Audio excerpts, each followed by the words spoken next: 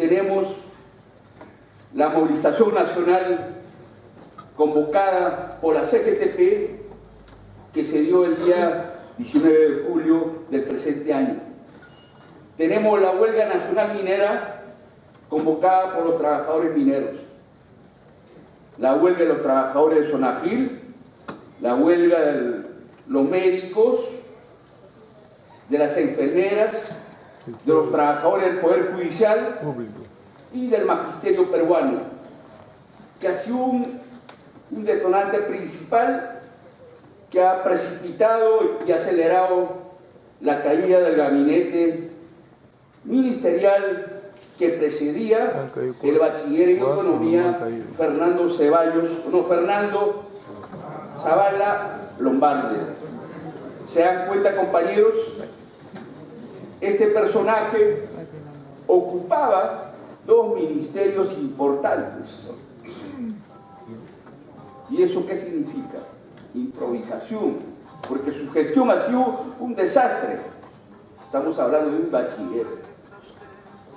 Esa es la clase de gobernantes que tenemos. Ese es el gabinete de lujo que muchas veces resaltaron a través del presidente de la República. El otro aspecto laboral que nos preocupa es el gobierno continúa con su ofensiva en contra de los trabajadores, y este gobierno está aplicando y viene implementando modificaciones en la legislación laboral, y según el análisis técnico que hemos hecho, estas modificaciones son medidas extremas que afectan aspectos medulares del derecho colectivo individual de los trabajadores. Tenemos el Decreto Supremo 009 del presente año, que ha sido promulgado el día 31 de mayo del 2017, que actualmente ya entró en vigencia, y este Decreto Supremo modifica varios artículos, como es el artículo 46, 60, 61 del reglamento de la Ley de Relaciones Colectivas de Trabajo, aprobado por el Decreto Supremo número 011-92-DR. ¿Cuál es el impacto o el efecto negativo, compañeros, de este Decreto Supremo 009? Como consecuencia, compañeros, vulnera el artículo 57 del Decreto Ley 25593, que regula el ejercicio y el desarrollo de la negociación colectiva. Vulnera el artículo 75, que regula el ejercicio de la huelga, haber agotado previamente la negociación colectiva directa y la Junta de Conciliación. Asimismo, vulnera el artículo 73, que establece que para la declaración de la huelga se requiere aplicar el inciso C: la negociación colectiva no haya sido sometido al arbitraje. Asimismo, desconoce la sentencia del Tribunal Constitucional y la Corte Suprema de Justicia, que ha establecido que el arbitraje es potestativo y sin causa. De igual modo, también vulnera el principio de jerarquía de las leyes al modificar una norma que tiene un rango de ley con otro de menor jerarquía. Contraviene al artículo 28 de la Constitución Política del Estado y a los convenios internacionales de la OIT en materia laboral. Recorta y limita el ejercicio de la negociación colectiva, violando la autonomía de las partes que están inmersos en una negociación.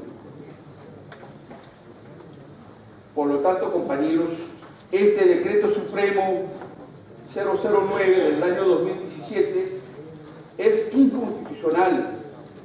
Por lo tanto, debe derogarse esta norma, porque afecta a todos los trabajadores. Por otro lado, tenemos el proyecto de ley número 1136-2016-PE, presentado por el Ejecutivo para ser discutido y debatido con carácter prioritario en el Pleno del Congreso de la República. Este proyecto de ley, compañeros, es la misma, no es otra cosa que lo que dice el Decreto Supremo 009. Con este proyecto, el gobierno pretende legalizar, legitimar la plena vigencia del Decreto Supremo 009 de este año. Los trabajadores, ¿qué pedimos? Pedimos de que este proyecto de ley debe archivarse, porque es un proyecto que atenta contra los derechos de los trabajadores. Ese es el clamor de todos los trabajadores. Ante esta situación, compañeros, necesitamos la más amplia unidad de los trabajadores para defender nuestros derechos, para responder rechazando la política antilaboral, proempresarial del gobierno central de Pedro Pablo Kuczynski. Muchas gracias, compañeros, por su atención. ¿Me pueden ayudar diciéndome el nombre de ese vals peruano que dice ayer montañas, hoy solo escombros? ¿Cómo se llama ese vals? Sí, Perú.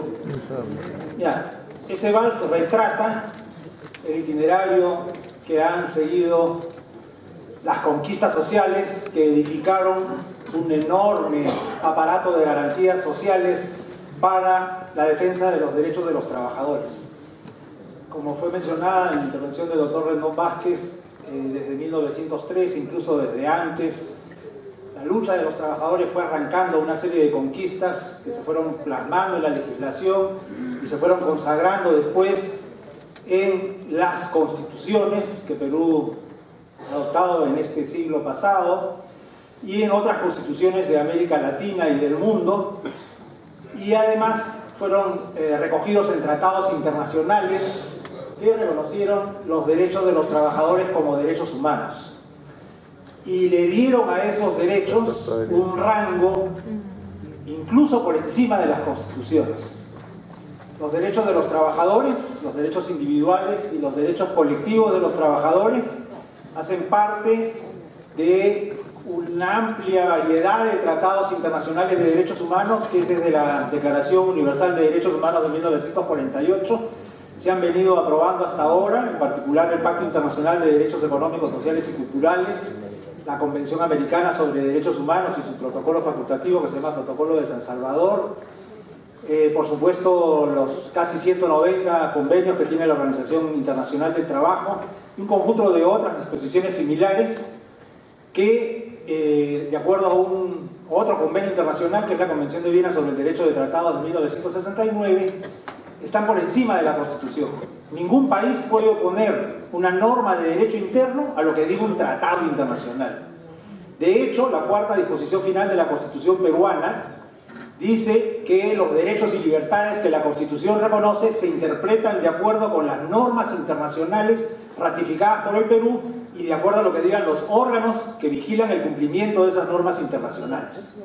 Entonces, si aquí hay una ley que va en contra de lo que dice el Comité de Libertad Sindical de la OIT, o que va en contra de una sentencia de la Corte Interamericana de Derechos Humanos, o que va en contra de lo que dice el Pacto Internacional de Derechos Económicos, Sociales y Culturales, entre otros, esa ley no tiene validez y debería ser anulada. Estos avances tremendos, que no son gratuitos ni llovieron del cielo, ni un ángel los instituyó, fueron producto de la lucha de los trabajadores. Pero la lucha de los trabajadores se ha debilitado porque las condiciones materiales que les permitían luchar se han alterado radicalmente.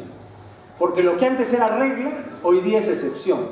En 1980, el 70% de los trabajadores estaba protegido por la estabilidad laboral. Tenía contratos de trabajo a plazo indefinido. La excepción a la regla eran los contratos a plazo fijo o temporales. La regla era a una labor de carácter permanente. Propia del giro permanente de la entidad en que trabajo, corresponde un contrato a plazo indefinido. La excepción es una labor temporal que no corresponde con ese giro permanente de mi empleador, tendrá que tener un contrato temporal, un contrato a plazo fijo. Hoy en día, el 70% de los trabajadores que tienen empleo en el sector formal de la economía están sujetos a contratos temporales, 70%. Y además, 17-13. como aquí se dieron un montón de normas importantes para garantizar los derechos de los trabajadores, pero no se llegó a plasmar la unidad de esas normas en un código de trabajo. Perú es uno de los 4 países de América que no tiene un código de trabajo, no tiene una ley general del trabajo. Tiene una guía telefónica llena de normas dispersas que han sido mantenidas en esa condición fragmentaria para perjudicar a los trabajadores. Ese hecho tampoco es casual. Y entonces, a medida que ha ido avanzando el tiempo y gracias a la debilidad de los trabajadores, porque los trabajadores sujetos a contratos temporales tienen más dificultad que nadie para organizarse sindicalmente. Porque si piden un aumento o se integran al sindicato, no les renuevan el contrato. Eso lo saben ustedes perfectamente. Y entonces los sindicatos se han reducido del año 80 a la fecha en más de 5 veces. Si ustedes eran del tamaño que tengo yo mido 1,72 m, se han convertido en 5 veces mi tamaño. Son enanos. ¿Ya? Como un niñito de 3 o 4 años. Y eso es debilidad. Y cuando uno es débil, tiene muchas limitaciones, ya no solo para avanzar, sino incluso para resistir. Además, el movimiento sindical peruano no se ha renovado. El movimiento sindical peruano mantiene formas de organización de hace 40 y 50 años. Formas de organización fragmentadas, que no le permiten responder de manera centralizada, como un solo puño, a esta ofensiva contra los derechos de los trabajadores. O sea, la mitad de la medalla son los cambios normativos regresivos que han acompañado la imposición de un modelo económico, como el modelo económico neoliberal, a nivel nacional y a nivel global. Pero la otra cara de la medalla es lo que nosotros no hemos hecho, de lo que nosotros somos responsables, y me atrevería a decir culpables. Si las cosas son y están como son, nosotros tenemos una responsabilidad. Y mantener esa forma de organización sindical y mantener una lógica de fragmentación, de división, hablamos de unidad hasta por las orejas. Pero en los hechos, en la práctica, ¿dónde está esa unidad? Cuando yo pongo por delante lo que me desune de los que están a mi izquierda y no lo que nos une. Cuando yo busco un pretexto para descalificar a los demás compañeros y creer que ellos son mi enemigo y no los que tengo al frente. Nosotros somos responsables de lo que nos pasa. Y es importante que eso se tenga presente, y creo que es lo primero que yo quería decir esta tarde. Lo segundo es que la lucha legal tiene sus límites y los trabajadores consiguieron, incluso durante la década del señor Fujimori, algunas conquistas importantes en el Tribunal Constitucional, que se tiró abajo decretos de ese gobierno o de la Corte Suprema. Pero esa lucha tiene límites. Los trabajadores también intentaron iniciativas de lucha en el escenario jurídico internacional y lograron cosas. En 1992 se aprobó la Ley de Relaciones Colectivas de Trabajo y solo unos meses después las centrales sindicales pusieron una queja al Comité de Libertad Sindical de la OIT, que hizo 16 señalamientos de cómo esa legislación violaba el Convenio 87 de la Organización Internacional del Trabajo. Si violaba el Convenio 87 de la Organización Internacional del Trabajo, es que era inconstitucional. Sin embargo, no se hicieron esas modificaciones que se esperaría cuando se señala que una norma es inconstitucional. Se hicieron apenas un par o 3 o poquitas de ellas. Lo mismo ha ocurrido con otras acciones que se han llevado a cabo en el plano internacional. La más reciente de ellas la han librado las centrales sindicales junto con algunos de los sectores laborales en el país más perjudicados por estos retrocesos legislativos que han venido ocurriendo en los últimos 20, 25 años. ¿Cuál es el gobierno que más derecho le quitó a los trabajadores? ¿De quién es el partido que hoy día controla el Congreso? Ya. Hay que sacar algunas lecciones de eso, alguna inferencia, porque queremos hacer lucha política y social en un contexto concreto, no en abstracto, sino analizando a qué y a quién nos enfrentamos. Este retroceso normativo ha conducido a la generación de distintos regímenes especiales que han ido cada vez reduciendo más los derechos de los trabajadores. En el sector público, yo sé que acá hay muchos dirigentes municipales, y no solo para las municipales, en todo el sector público hemos vivido 15 años de imperio de los contratos de servicios no personales. fórmulas de contratación de derechos civiles y beneficios sociales que se emplean para enrolar trabajadores, pero negándoles esos beneficios sociales.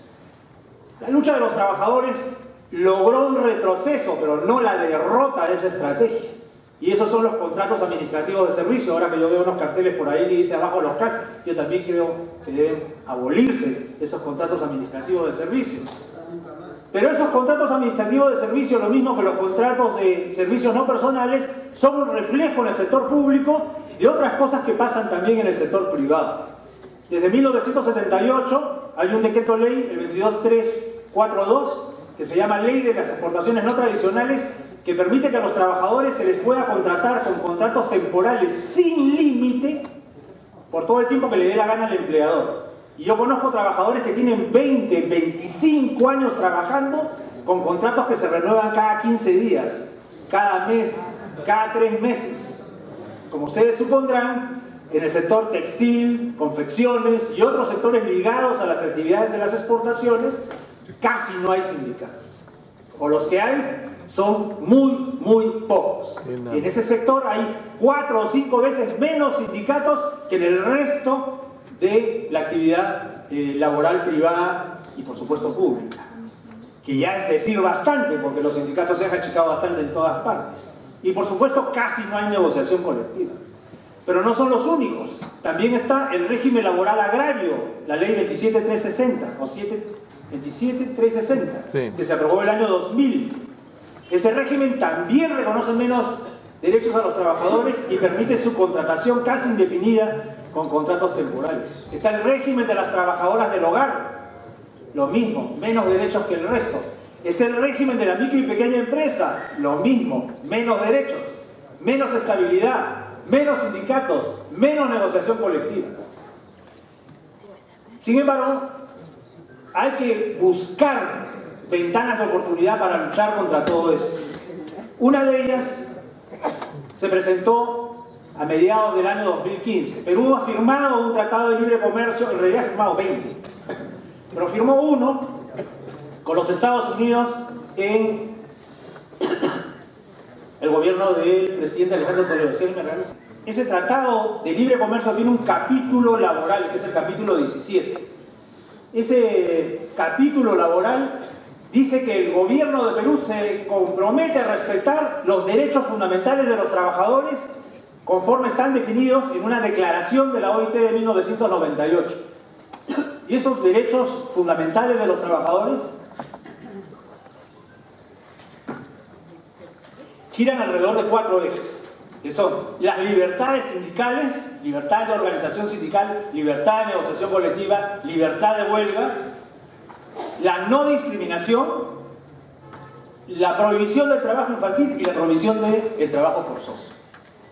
Pero además, gracias a unas alianzas que se formaron entre sindicatos norteamericanos y peruanos, se logró modificar el capítulo 17 de este Tratado de Libre Comercio para llevarlo un paso más adelante de los formatos tradicionales que venían desde los primeros tratados de libre comercio, comenzando por lo que firmó los Estados Unidos con México y Canadá en 1994. En el capítulo que se firmó con Perú, se introdujo esa modificación y se dijo, no solo hay que respetar esos 4 derechos fundamentales, sino también condiciones dignas de empleo, que tiene que ver con ingreso mínimo legal, que tiene que ver con jornada de trabajo, que tiene que ver con salud y seguridad en el trabajo, etc. El Perú se comprometió a 3 cosas: a tener una legislación acorde con las normas internacionales de trabajo; 2, a garantizar la aplicación efectiva de esa legislación, no en la ley, en el papel, en la vida real, en la práctica; y en tercer lugar, no producir retrocesos, regresiones en esa legislación para competir deslealmente en el campo comercial. Los gringos dicen que los chinos compiten deslealmente porque a los chinos les pagan $1 diario y en la China no hay sindicatos más que los oficiales. Entonces los sindicatos oficiales no reclaman porque las empresas son del Estado, los sindicatos son del Estado, nadie reclama.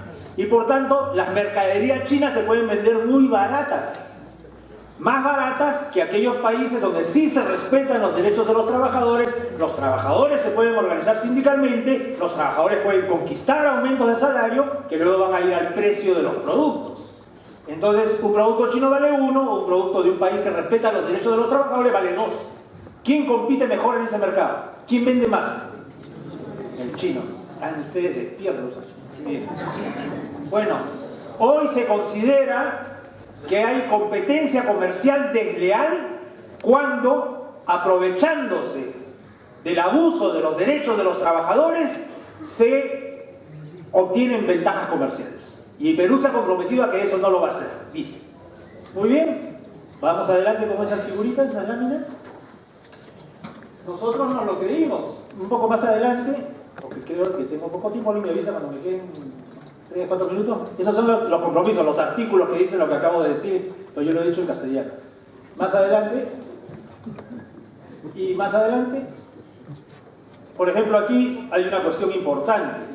Si uno quiere presentar un reclamo por esa materia, Perú tiene 20 tratados de libre comercio firmados desde la época de Fujimori y en adelante. También los gobiernos que sucedieron a Fujimori han firmado tratados de libre comercio. Solo en 3 de ellos hay cláusulas como estas.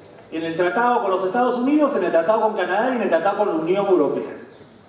Para poder poner una reclamación, tienes que alegar una violación de derechos fundamentales de los trabajadores. No cualquier violación, una relacionada con los aspectos que yo he mencionado. En segundo lugar, tienes que denunciar no una violación, sino muchas violaciones para demostrar que es una práctica sistemática, que es un patrón de conducta que viola tus obligaciones. Y en tercer lugar, tienes que demostrar la vinculación con el comercio y la inversión entre las partes. Entonces, claro, yo dije, vamos a analizar cuáles empresas peruanas exportan a los Estados Unidos. Las de textiles, las de confecciones, las que venden productos de la industria, las mineras, petroleras, qué sé yo. Y esas empresas pueden ser de capital peruano o de capital norteamericano. Todo vale. Muy bien, sigamos con la siguiente lámina. Entonces, en julio del año 2015, el 23 de julio del 2015, las centrales sindicales, la Federación Nacional de Trabajadores Textiles y de Confecciones, la Federación Nacional y sindicatos del sector de la agroindustria, nosotros presentamos una queja contra el gobierno peruano en los Estados Unidos, en Washington, por violar las disposiciones del capítulo 17 del tratado. Y poco después, el 19 de agosto, los inspectores de trabajo, los inspectores de la SUNAFIL, su sindicato, presentaron una queja adicional que sumaron a la nuestra, alegando que se violaba otro aspecto fundamental de ese capítulo 17, que es, el país se compromete a que su legislación se acorde con las normas internacionales. El país se compromete a que se aplique efectivamente la ley y a que no haya retrocesos. Que se aplique efectivamente la ley quiere decir que la administración del trabajo y que la justicia del trabajo tienen que funcionar. Tienen que cubrir el espectro nacional, tienen que garantizar que aquí no hay abusos laborales y que si los hay, se remedien, se restituyan los derechos y se tomen medidas para evitar la repetición de las violaciones. Eso no ocurre en el Perú. Y por eso se presentó esta reclamación, también alegando que se violaban esos aspectos. Sí. Bueno, no se ve bien, pero lo puedo comentar. Después de una investigación que duró 180 días, en la que el Estado peruano dijo que no debería tramitarse la denuncia, cosa que fue rechazada, y que nosotros no habíamos fundamentado, nosotros presentamos una docena de casos demostrando cómo en tales y cuales empresas se violaba, no teoría sino práctica, nos dieron la razón. Y el órgano de los Estados Unidos, que es el Departamento de Trabajo, le dijo a Perú que está violando sus obligaciones y que tiene que implementar 6 tipos de medidas. Que se debe poner fin al abuso de los contratos temporales para evitar la sindicalización de los trabajadores en el sector textil, confecciones, agroindustria, etc. En segundo lugar, que se debe evitar la desnaturalización de esos contratos a través de controles ex ante, ex post, no voy a entrar en detalles técnicos, pero bien concreto. En tercer lugar, que se modifiquen las normas para que ya no haya estos regímenes especiales. y que sean integrados al régimen común. Que si en el régimen común el máximo número de años donde se pueden celebrar contratos temporales es 5 años, en el sector de las exportaciones no tradicionales, etcétera, también. Si en el régimen común baja 3 años, también para ellos 3 años. Igualdad de derechos. Y se dijo que en materia de inspección del trabajo, Perú debería, la SUNAFIL, debería crear intendencias regionales en las 25 regiones del país. Hoy día solo hay intendencias regionales, que me corrijan los compañeros de la SUNAFIL, en 9 regiones. En 9 de 25. Solo hay 8 inspectores de trabajo titulares, hasta donde yo sé, fuera de Lima. 8. ¿Ya? Hay regiones como Ica, donde hay 300.000 trabajadores en la agroindustria. ¿Cuántos inspectores de trabajo hay ahí? De verdad, inspectores con plenas capacidades. Uno para 350.000. Váyanse ustedes al barrio más malandro de Lima o del Callao y avisen que solo hay un policía en la comisaría. ¿Qué creen que va a pasar? ¿Ah? Eso es una invitación a violar los derechos de los trabajadores. Eso es una invitación a la impunidad en la violación de los derechos de los trabajadores. Y eso no es casual. Y entonces se le ha exigido al Perú crear intendencias de SUNAFIL en todas las regiones, incrementar el número de plazas de inspectores titulares, porque lo que hay ahora es una enorme masa de inspectores auxiliares que no pueden fiscalizar a todas las empresas, sino solamente a las micro y pequeñas empresas, ¿no? Corríjame si me estoy equivocando en alguna parte. Que no tienen capacidad para garantizar la aplicación efectiva de la ley. Y por último, se dijo que no tiene ninguna importancia que en el Perú haya una nueva ley procesal del trabajo cuando no hay presupuesto para crear más juzgados, más salas, más especialistas, más jueces. Yo pongo una demanda laboral ahora y me citan a una audiencia en marzo del año 2018. De locos, mejor me contrato un sicario por 500 soles y arreglo el problema. ¿No?